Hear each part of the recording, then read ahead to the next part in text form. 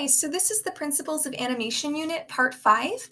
And in this piece, we're going to be creating the ribbon. So the ribbon basically combines how to start using ease in, ease out with arcs to make something look like it's moving around in space. So imagine this is maybe like a fish or some sort of character running through space. It's just a really good example of how to start taking ease in, ease out and bringing it into a dimensional plane. So let's just look at the exercise first. I'm just going to play through it. So you can see my setup is similar to the hamster wheel in that I have a path, but it's a free-form path. So we are going to duplicate this red path twice to turn it into a vertical sort of maze. And then we're going to go back and do timing marks in blue to where the beginning of each little frame is going to start. So in the end, it's going to look maybe like a flat piece of paper moving around in space, but this could easily start transitioning into a 3D cube with the same exact technique. So for more complex animations, this is really how I start kind of moving things around in space. All right, let's get started with our setup. So I'm going to go to Gallery.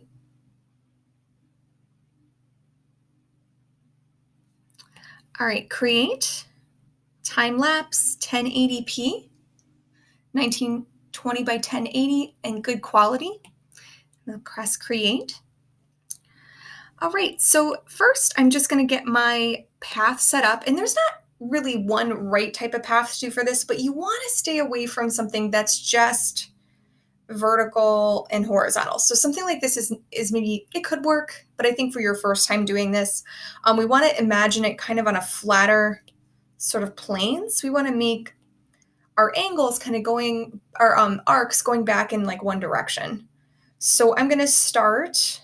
And you can see it doesn't exactly matter what your path is. It can be different than mine, but I'll show you how to analyze for a good path. So I want it to have not too wiggly a movement, maybe like 5 C curves in all.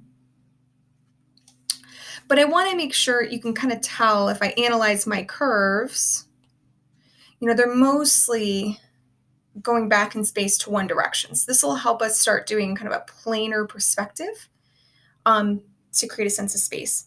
All right, from here, next thing I'm going to do is duplicate it. So I can start envisioning this as a kind of a 2D plane. So I'm going to have this go up and to the left to have that more doubled up. And I'm going to have 2 layer ones now. I'm going to tap to merge down.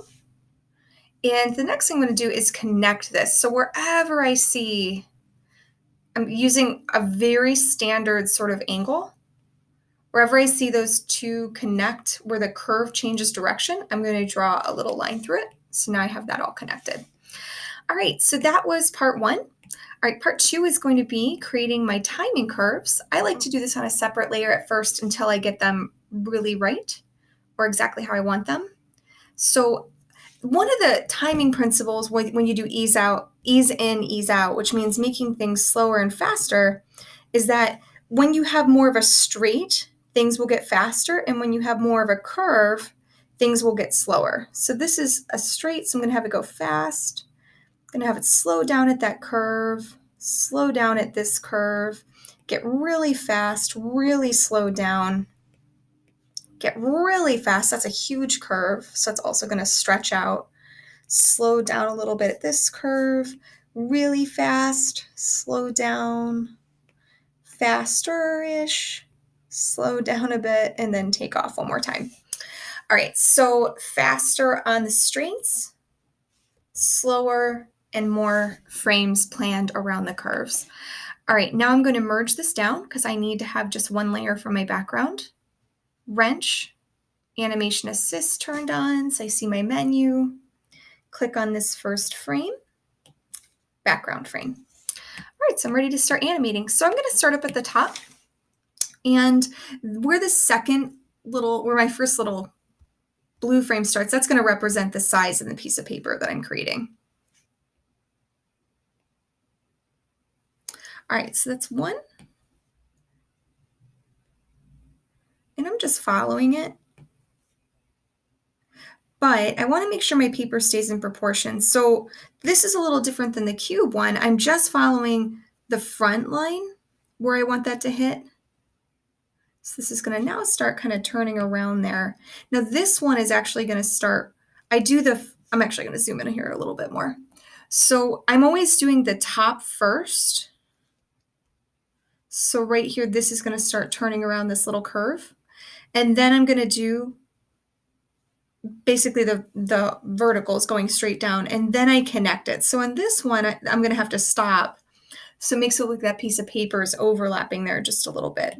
I'm gonna make just a little easier to see for the demo. I'm gonna lighten my lines just a little bit.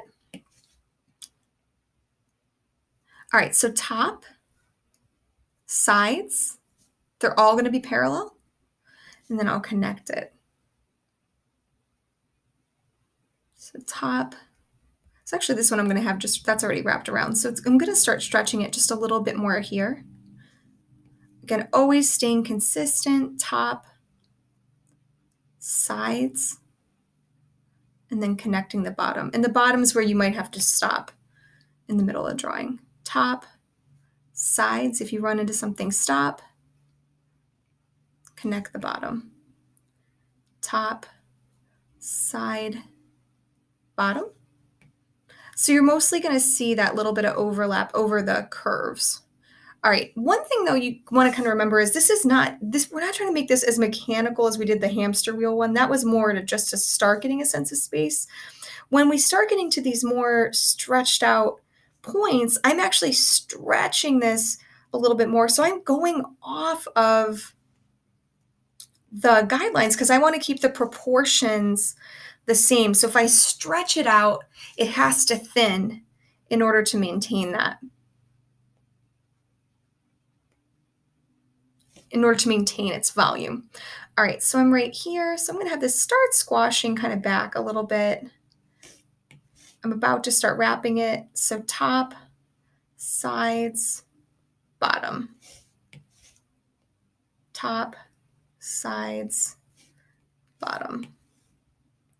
Top, side, bottom. So now I'm kind of following right along those curves again.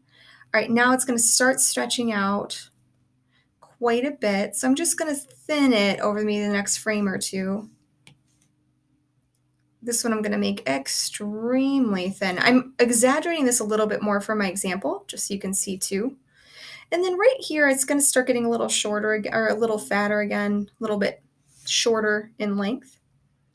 All right, once it starts wrapping around, top, sides, bottom. Top, sides, bottom. So like a lot of things in drawing, it becomes systematic so we can make things more complicated and so we can get into a state of flow when we work. I'm just going to finish around this curve and then we'll kind of play through it. All right, so this is going to start really taking off. I think that's going to be kind of a big transition, so I might put, I think I'm going to put like one extra frame right there. So again, I'm really exaggerating this. I'm thinning it out a little bit too. All right, I'm going to let it start transitioning back to being a little thicker. All right, it's going to start wrapping. So top, zoom in a little bit. So top, side, bottom, top, side, bottom. I'll just finish it because I'm pretty close. Top, side, bottom, top, sides, bottom, top, sides, bottom.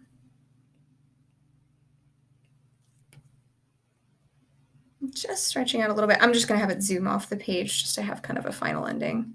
Starting to stretch out a little bit. And then if something goes off the page, you always want to have one blank frame at the end. All right, so let's play it and see what happens. So yeah, you can see even from my previous example that I showed, I think this one's actually a little stronger because it has a little bit more push and pull to, a little bit more stretch out in these long examples. So, again, it's a lot of exaggeration. So look how thin it got right here. I'm just going to reduce my onion skinning. So look how thin it gets right here, and then it gets extremely long here. So the exaggeration is actually going to help the weight be more realistic rather than if you just did this and did not exaggerate it as fully. So, all right, guys, great. Take care.